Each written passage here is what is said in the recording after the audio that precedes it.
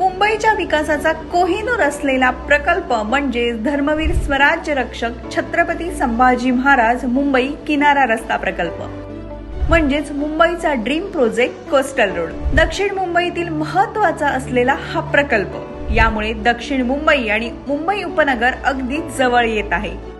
मुख्यमंत्री एकनाथ शिंदे यांच्या हस्ते वांद्रे वरळी सी लिंक आणि कोस्टल रोड जोडणाऱ्या पुलाचे लोकार्पण झाले आहे।